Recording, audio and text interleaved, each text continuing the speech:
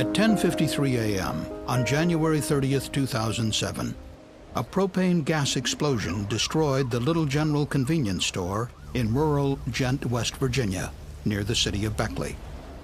The blast killed 2 propane service technicians and 2 emergency responders from the Ghent Fire Department. A volunteer firefighter was seriously injured, as were 4 store employees who were inside the store when the gas ignited. West Virginia State Fire Marshal Sterling Lewis recalls the day of the accident. It was a scene that was horrific to me because of the familiarity that I had with the area growing up there for 52 years. There was a tremendous amount of carnage. We had firefighters down. We had civilians that were down. I believe the main reason that we investigated this accident was that there was a tragic, unnecessary loss of life. In this case, we had 2 emergency responders that were killed and 2 propane technicians in a seemingly routine operation. And from that standpoint, the CSB thought it was important to uncover the root causes and find out why these people died. Nearly 30 minutes elapsed between the release and the explosion. If there'd been an evacuation during those 30 minutes, all of the lives would have been saved. The Little General gas station and convenience store was located on Flat Top Road in Ghent. Inside the wood-framed building, the store sold soft drinks, magazines, and snacks, as well as pizza, which was cooked in 2 propane-fired ovens. In 1994, the Southern Sun Company installed a 500-gallon propane tank against the back wall of the store. Southern Sun sold its propane business to Feral Gas in 1996. The logo on the tank was changed, but the tank itself was left in place. Years later, in January 2007, the Little General Company changed propane providers from Feral Gas to Thompson Gas. Appalachian Heating, a local firm selling propane for Thompson Gas, installed a new tank 10 feet from the building. There were still about 350 gallons of propane in the old tank, which Appalachian Heating intended to transfer through a special valve, hose, and pump to the newly installed Thompson gas tank. To make such a transfer, a technician must first unscrew a safety plug from the top of the liquid withdrawal valve on the tank to be emptied. The safety plug has a small hole in its side called a telltale. If propane is released through the hole, it is a warning that a dangerous release is likely if the plug is completely removed. So if propane is seen, the plug should be retightened. If no propane is observed escaping, the plug may be removed, and a valve with a special fitting is then threaded into the liquid withdrawal valve. This special fitting depresses a spring-loaded mechanism, allowing propane to flow through the valve and into the hose to transfer the propane.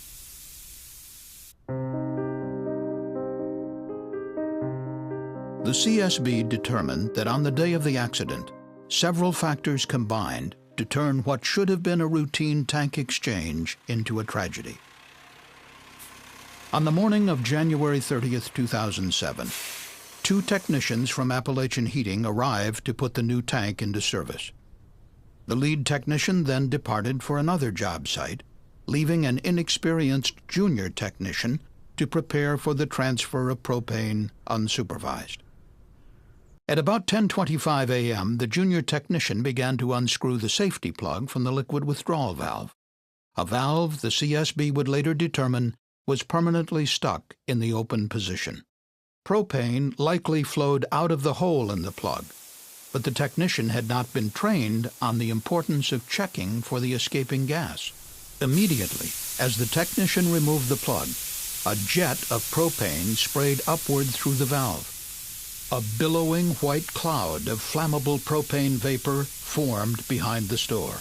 The propane struck the eaves of the building and flowed into the store through vents in the roof overhang and directly into the restrooms through 2 vent pipes.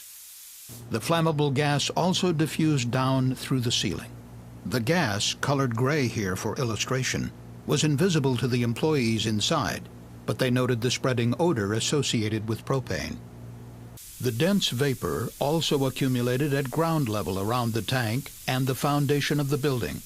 The technician, standing in the midst of the propane cloud, was unable to stop the release due to the force of the jet. Over the next almost half hour, all 4 store employees remained inside, and the technicians stayed by the tank as others responding to the propane release arrived. There was no evacuation as propane continued to escape from the tank. At 10:28 a.m., shortly after the leak began, the junior technician called the lead technician, informing him of the situation. At 10:31, the lead technician called Thompson Gas Technical Support for guidance. The lead technician then called the junior technician back and likely told him to call 911. At 10:40 a.m., the junior technician made a 911 emergency call. 911, where's your emergency? He told the operator, "I need the fire department down at the Little General Store in Gent. I've got a propane leak. I need their help to secure the area." He went on to say, "I work for Appalachian Heating. We've had a dysfunction in the tanks and I have a leaky tank." At 10:43 a.m., the county 911 operator broadcast the report of a propane leak. Raleigh Control, Station 110, Station 110, injuries on Flat Top Road in Gent, the Little General, across from Flat Top Lake. Report of a propane leak. 4 minutes later, at about 10:47 a.m., a Gent Volunteer Fire Department captain arrived. He ordered the store to close. The employees turned off the gasoline pumps, locked the door, and remained inside. They posted a sign on the door reading, "Store closed due to gas leak." Despite the imminent danger, no one inside or outside the building evacuated. Next, 2 emergency medical technicians arrived in an ambulance. They went to the tank to examine the technician for a frostbite injury, likely caused by contact with the liquid propane. Just after 10:50 a.m., the lead technician returned to the scene and joined the junior technician at the leaking tank. A short time later, another volunteer firefighter arrived in his personal vehicle and met the others at the tank. It was now approaching 10:53 a.m. The 2 propane technicians remained near the leaking tank. The fire captain, the firefighter, and an emergency medical technician stood nearby. The other EMT directed traffic away from the store. The 4 employees waited inside. The captain told the firefighter, "Make sure everybody's out, okay?" But 30 seconds later, as the firefighter walked toward the store, the propane found an undetermined ignition source and exploded.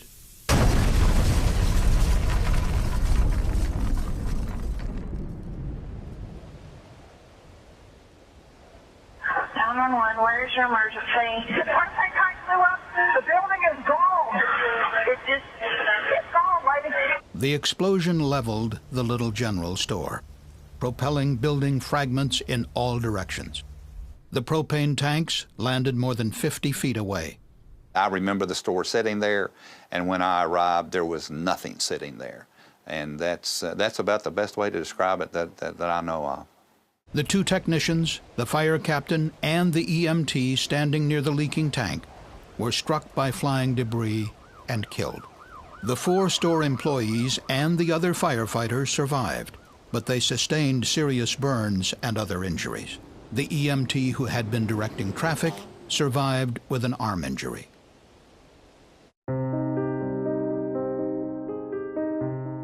The liquid withdrawal valve on a propane tank is very rarely used.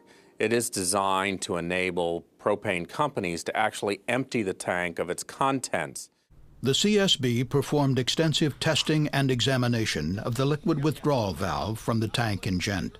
CSB investigators concluded that a manufacturing defect 2 decades earlier likely caused the valve to jam permanently in the open position. Only the safety plug had been preventing liquid propane from escaping. Jeff Wanko led the CSB investigation. This is the actual valve from the incident at Gent. The CSB was able to section the valve so we can take a look at the interior mechanism and workings of this valve. We found that the hole drilled through this lower guide was too small for the stem to move freely. With the valve stuck in the open position, propane was likely released through the telltale hole when the unsupervised junior technician, who had received no formal training, began removing the safety plug.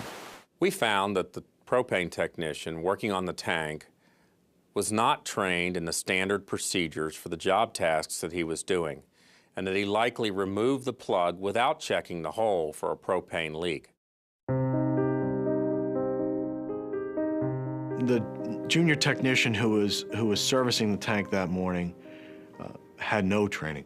He had only been on the job for a month and a half. The propane industry's primary training tool is the Certified Employee Training Program, or CETP. It was developed by the Propane Education and Research Council, which was established by Congress in 1996. The training cautions technicians to unscrew the safety plug part way and then check the telltale hole for escaping propane for at least 30 seconds. The training emphasizes, if in doubt, do not remove the closing cap. But the junior technician had never received any formal industry training. In fact, only 14 states in the country have any training or testing requirements for propane technicians. 36 states do not have any requirements. The state of West Virginia currently does not require that propane technicians be trained in how to perform their tasks or how to perform their tasks safely. The CSB recommended that the governor and legislature of West Virginia require training and qualification for all propane technicians. And the CSB recommended that the National Fire Protection Association amend the National Fire Codes to require specific training and testing for all personnel who handle propane. Federal OSHA regulations require that propane technicians who perform installation, removal, operation, and maintenance work shall be properly trained in such function. However, the rules do not define what constitutes proper training. The CSB called upon the National Propane Gas Association to request that OSHA determine whether the industry's Certified Employee Training Program meets OSHA requirements. We found that the propane industry standard training program covers all of the routine tasks that you would expect a propane technician to perform. However, this training did not cover any emergency tasks and did not cover what a propane technician should do in the case of an emergency. On the day of the accident, neither of the propane technicians evacuated the area of the cloud, nor did they instruct others to do so. The first priority in responding to a propane emergency is to get people out of harm's way, to evacuate the area and make sure people are safe and not in an area where they could be injured by a fire or explosion. The CSB noted that propane technicians are frequently called upon to assist firefighters in responding to propane emergencies. The propane technicians are a very valuable part, a very big asset to us in this situation. We would like to know through the fire service that these technicians are trained to the level that they can tell us point blank, it can't be fixed, we have to get away. The CSB recommended that the Propane Education and Research Council revise the industry training program to include emergency response guidance for propane technicians. The training should emphasize the need to evacuate the scene of a release until the hazards are fully understood. And the council should develop safe procedures for transferring propane between tanks or prohibit such transfers. I would like to know that the technicians, when they're responding with my firefighters out there, that they're educated to the highest level they can be. Had the tank been installed the required 10 feet away from the building, there still may have been a large fire from this incident. However, it's unlikely that the propane would have accumulated inside the building to an explosive level. The tank was located directly under the roof vents, providing a direct path for the propane gas to enter the building.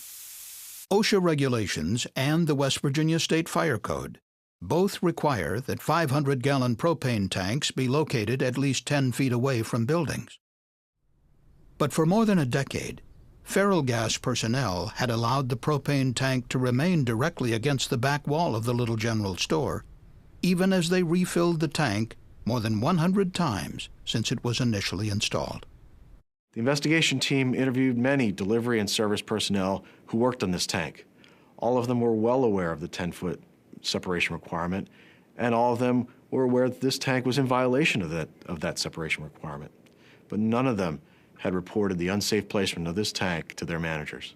Drivers told CSB investigators they believed the tank location had been approved, possibly under a variance from current rules. But there was no variance.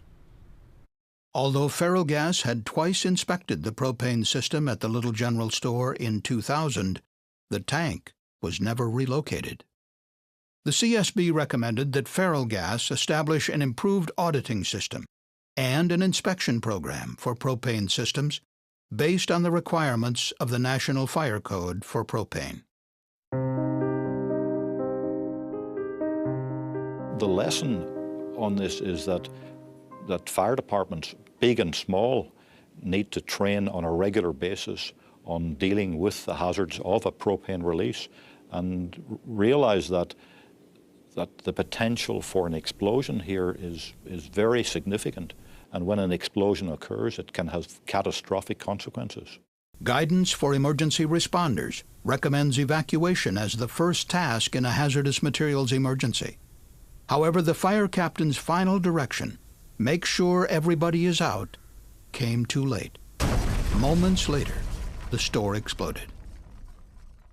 The CSB investigation found that firefighters in West Virginia are only required to receive 4 hours of hazardous materials training when they begin their careers as emergency responders. That training directs firefighters to take only defensive actions when responding to a hazardous materials incident, and to follow the instructions found in the Department of Transportation's Emergency Response Guidebook. The guidebook directs responders to evacuate the area around all propane releases to a radius of 330 feet. For major propane leaks, evacuations should be extended to about a half-mile downwind from the incident site. The CSB determined that the fire captain had last attended West Virginia's Hazardous Materials Response Course in 1998, 9 years prior to the accident. No refresher training was required. When people are trained to perform a task and they don't perform that task, their knowledge deteriorates over time. And so refresher training is very important to keep that knowledge current so that they understand the appropriate actions to take in an emergency. If you see that vapor cloud and you hear it and you smell it, you need to be leaving it alone. And you need to evacuate the area. We take the vow to protect life and property. Life comes first. Let the property go to save those lives. The CSB recommended that West Virginia require annual hazardous materials training for all firefighters and EMTs in the state. The board also called on the State Fire Commission to require that all West Virginia fire departments perform at least one hazardous materials response drill each year. It's very important that the state of West Virginia grab this bull by the horns, as you might say, and push this training out to their firefighters. We need to do that.